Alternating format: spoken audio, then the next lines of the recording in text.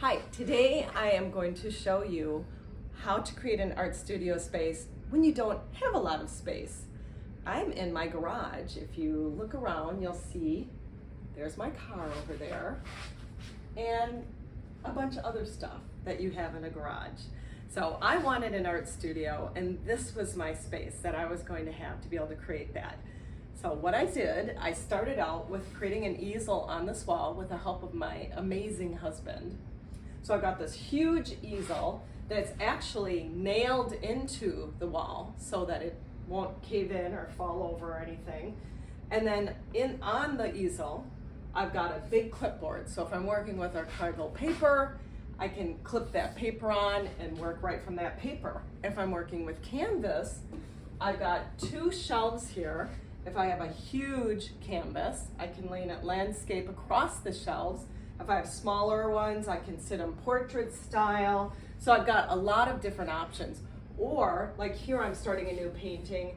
I'll just tape right onto the easel some archival paper from working with that. Now, another thing my husband has helped me with, I've actually taken a big piece of cardboard, and you've probably seen this in other videos, and put the big, huge piece of cardboard up, had my husband screw that onto my easel, and when I've done production, a bunch of paintings at once, then I just tape all of the archival paper on. The last time I did it, I did 6 paintings at once, the Iguana series, which go check out that video after this. And then I taped all that paper up and was able to paint all in that series at the same time and have an even flat painting field to paint on. So this is the canvas. This is where all the magic happens. It's against the wall, but it's plenty of space for any size that I am working with. So that's number one. A lot of what I have in my space is for inspiration. So the papers I have here, I actually originally bought them for collage. I don't do a real lot of collage, but I'll show you where I store my collage papers. I love the colors so much and the patterns that I just keep them clipped up because they're very inspiring and they put me in a really good space. Also I have little things that inspire me, like I'm the only one who could do me. I mean, that's really all that matters, right? Not to be the most amazing artist, the best artist, the most popular artist, sell the most paintings. No, I'm just me. I'm just trying to be me, and all I have to do is be the best version of me, and that's what that's a reminder of. This is a nice little note from my husband saying, "Your artwork is your passion, never stop. Love, Kurt." Such sweetie pie. And this is Frank Lloyd Wright. He created 1/3 of his life's work between the age of 80 and 92. That keeps me really inspired. I'm from Wisconsin, and I've actually toured a lot of his work, and that is very inspiring to me. I'm 60 years old. I started really concentrating on my career as an artist in the last year, so that reminds me that there's so much left to do for me. And then there's some color temperature for paints here, some instruction. So that's this whole area, right? I've got this for drawing straight lines. I just leave it right here, very easy to access. The key when you have a small space is that you have a place for everything, and I'm gonna show you that right now. So moving on, this is for my acrylics and a lot of my mark making tools, not all of them. So the top layer here, all of my acrylic paints are here. Very easy to get to. When I'm working with them, I pull them out and I'll just line them up along here and start working with them. And most of the time I'll leave the tubes out because it just makes it really easy. On the next level, I've got, this is for water, my lovely Gatorade Zero container that's very well used. I like to use practical things around the house. The next level, I've got, this is salt. It's a cool thing to see what it does when it connects with paint. I've got some charcoal pencil, and down here, more charcoal, different types of charcoal, erasers, white, black charcoal, again, all in containers, right? I've got some steel wool. I've got some of these smudging, cool doodads that will smudge the charcoal really neat. And more erasers, Q-tips, just all kinds of things to work with. I've got, here's for hanging canvas, acrylic medium if I want to pour some in a little container. This is one of these really cool scraping tools. It's a great way to push medium across a canvas or archival paper. If you're spreading medium, spreading varnish. I got this on, I think, Blick. Blick is a great art supply site. Pliers, here's my acrylic medium, golden, also is on Blick or Michaels. Really great acrylic medium, so that's that. So this is all, again, primarily acrylics with a little bit of charcoal. Now we go on to the next rolling cart that I can roll around if I need to. And I've got all my oils here. And again, I try and keep things as organized as possible. The containers may look a little messy if you come in close and take a look here. I do try and wipe down the lids once in a while. Looks like I didn't do it last time. But I try and keep the warm translucents, warm cools on one side, the cool translucents, cool opaques on the other side, kind of keep them separated. Because when you're working with oil paints, there's a vibration, and if it's cool, the vibration will go backward in the painting. If it's warm, it moves forward. So it just kind of reminds me when I'm working with it, if I need a shadow, use the cool, etc. So I always keep those separate. So that's the top shelf. In here, I've got a bunch of cut up rags. So again, just trying to use the space, a bunch of little hooks. Here's some, this is my Echo House. This is awesome. So this is varnish. I also have Echo House that is my medium for oil because it doesn't smell. So instead of using like a turpentine or something like that that's caustic and really isn't good to breathe, I use Echo House. It's fantastic. Then I've got another really, really high level, expensive pickle jar. I've got varnish in here. So I've got some thinner and some varnish mixed together. So if I need to go ahead and varnish something. So it's good to go. I put a V on there so I don't screw up and use it for something else. Here's fixative. When I'm mark making, if I'm using anything that's water soluble, I have to spray fixative over it, or when I go to do the next layer, I'll lose everything I've done. So again, I've got a bunch of different jars in here that I can use to put thinner in, all that kind of stuff. I've got some heavy gloss gel. I've got some medium gloss gel. I have a bunch of spray bottles. One has water in it, one has alcohol. The water is great to spray if I want to clean the acrylic off of my palette up there. The alcohol is great if I want to clean oils off of my palette. Breaks it down really beautifully. All on the shelf, right? Very organized, easy to get to. And then I've got some other cool things. Glass bead gel creates a nice texture. Some sponges, just all kinds of cool stuff like that. So again, these rolling carts, which I got on Amazon, fantastic. They don't take up a lot of room. My glasses, can't see when I'm painting without these. So I just leave those sitting on the shelf. One more thing I have before I move on over, off spray, because I'm in the garage. Yeah, I get attacked by mosquitoes. I'm in Florida, and yeah, sometimes they're dive bombing me, so I have to spray myself with a little off spray. Okay, so now I'm moving over. I've got, if I need to sit and work, I've got a chair, right? Behind here, see if I can roll this out. Here's where I keep, I've got collage scrap paper, if you can look way down here in the back, in a tub. I also have a drape cloth if I need it for anything. So that's what I'm keeping back there. And in this container, which is actually screwed on to my easel, I've got a bunch of stencils, which I don't use real often. Every once in a while I get in the mood. Some of them have sacred geometry on them, or I don't know, just all kinds of cool stencils. This is gold leaf paper. Bunch of little spray paint cans and spray paint nozzles. And then of course, my favorite of all, love, love, love, inks. A bunch of inks. This is all stuff that I use for mark making. So super easy to get to. Right here, don't have to go dig through a drawer, it is right in front of me. Here in this little container that's hooked on to this shelf here, or this little container here, I've got China markers. I've got these, I love these solid markers. They actually go on kind of like a thick crayon. Let's see if I can show you one. See that there, if you can see that. They go on like a thick crayon and they dry. You can smudge them really quickly. Otherwise they dry like permanent marker really fast.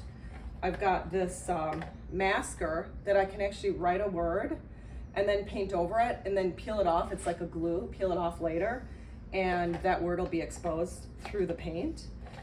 Different little permanent markers, all kinds of stuff like that. Oh, I've got this one other thing I love. I love this charcoal. I love this, or it's graphite. I'm sorry, this is graphite. When you draw with it, I don't know if you can see it, just kind of looks like typical graphite. You can smudge it, you get it wet, and it's like painting. You start painting with it. It's one of my favorite things. You gotta spray a fixative after you use this if you're doing anything over it, or you'll lose it. In here, I've got gold paint and a bunch of, these are really pretty. I don't use them a real lot, but they're powders, metallic powders. And they're so cool. You can do a lot of things. You can put down some medium and then sprinkle some of the powder. There's just a lot of different things you can do to create an iridescence to your paintings. So that's all in there. I've got a lot of supplies I've already shown you in 5 feet by 2.5 feet of space, and all very easy to get to. Now we're heading over to my last section. I have a huge piece of glass here. If you want to come in and look at this, it's duct taped on. This is my palette. Super easy to clean. I use it for oil, I use it for acrylic. Again, cleaning oil, you use spray alcohol. Cleaning acrylic, you use spray water. I have a little container here of different size rollers. Super fun to work with. Don't ask me. Some of the stuff I have here is really funny. That's because my daughter-in-law is going to be learning to drive. She moved here from Hong Kong and has only driven a motorcycle. So my husband got it somewhere anyway. So it's just sitting here. One of the shelves, I've got some sandpaper, a lighter to be able to light mosquito strips to keep them away. I have this scraper cutter upper thing that I scrape my palette clean with. And that's pretty much it down here. Some extra cutter blades. Oh, I know, I have one other thing. You've probably seen these before. This is for getting perspective, right? So if I'm drawing something, let's say I'm working with something like this, and I want to make sure that I get this correct, the top of the building versus this part of the building. When I'm drawing, this is a tool you use that will really help you get all of those lengths and widths and everything right. It works really well, especially if it's a photo of a person, that kind of thing. This is my monkey hat. I love sock monkeys. Again, another goofy kind of inspiring thing that makes me smile. If you saw my paintings, this would make sense, some of this weird stuff. This is a magnified little clip-on light. If I need to get really close, I can. And it also works as a handy sock monkey holder. And okay, so the top shelf here, oh my gosh, I have all kinds of stuff. I've got more markers. I have the gouache colors. I've got Caran d'Ache crayons, which I'm gonna be asking Santa for way more of these. If you have not worked with these, you can get them on Michaels, or you can get them on Blick, B-L-I-C-K. And they are awesome. You get them wet, they work like paint. Dry, they kind of look like crayon. Love affair, I have a love affair with those. These are oil markers. I actually sign my name with these because I'm a sloppy writer. I'm a sloppy writer with pen, with pencil, and I'm a sloppy writer, anytime I do anything with letters. So this is a way to do it. It's a little easier than using a paintbrush. So this is how I sign, because I always finish in oil. Let's see what else. So I have watercolor pencils, more markers. What's this? Watercolor crayons. So just a bunch of, I'm a mixed media artist, so these are all things that I can use to create some really cool mixed media. Down on the second level, I have more. I have oil pastels. I've got some, this is cold wax. This is really cool. So when you're at the end of a painting, you can take some of this out, if you can see, it's really thick, and mix paint with it, and then use a palette knife, I've got them all up here, and smear it on and create some really cool texture. I've done that in paintings, I haven't done it lately, but super cool, super cool. I've got some different charcoals here, charcoal pencils, stuff like, or I mean, not really pencils, they're thicker than that. Different colored charcoal and liquin. So just a different medium, it's thicker. I probably like the other one I showed you better. So it sits up there, but I don't use it as much. And then again, another little hook on. These little hooked on things that are super cool here, these cubbies, all came with those rolling carts I showed you earlier on Amazon. I think those rolling carts, I swear I don't think they were more than 20 bucks. So I've got all my palette knives in here. I've got acrylic paint brushes. I've got my oil paint brushes, all super handy dandy. And here I've got more cubbies with graphite pencils, charcoal pencils, and we'll just head over a little further because in the summer it's super hot out here. Again, I'm in Florida. I've got a couple different fans here. This one actually works, doesn't even have to be plugged in. I have more silly stuff. I love Dr. Seuss. I mean, if you watch one of my recent videos, you would know this. And this I love.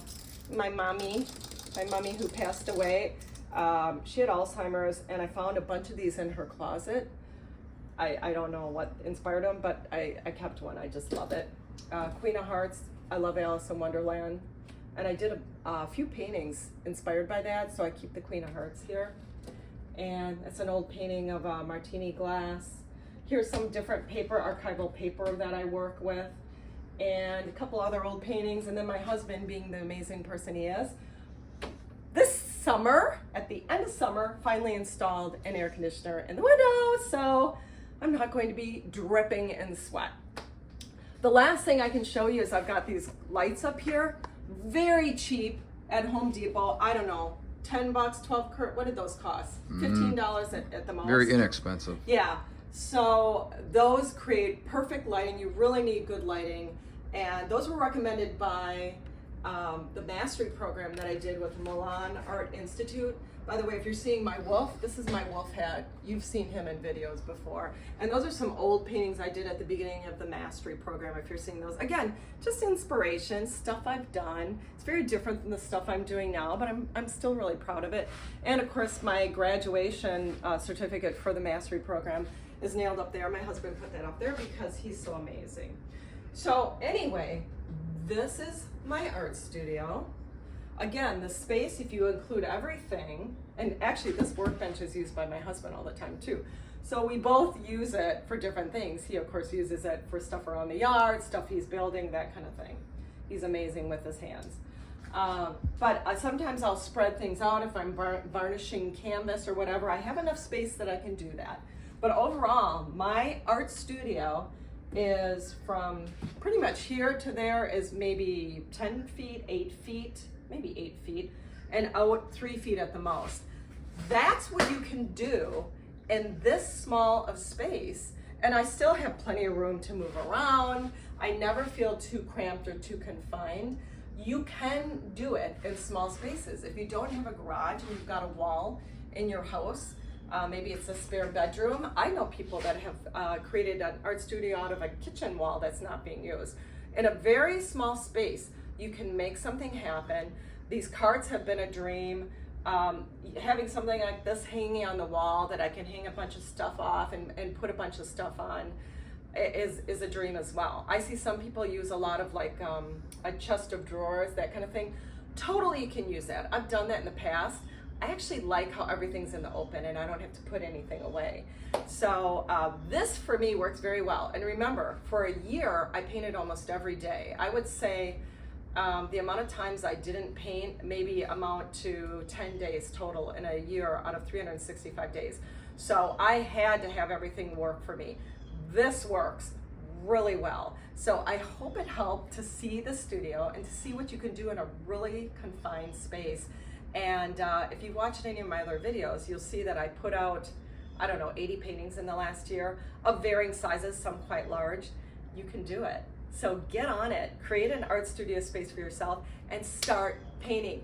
Make a commitment. I wish you the best. Have a great day. Bye.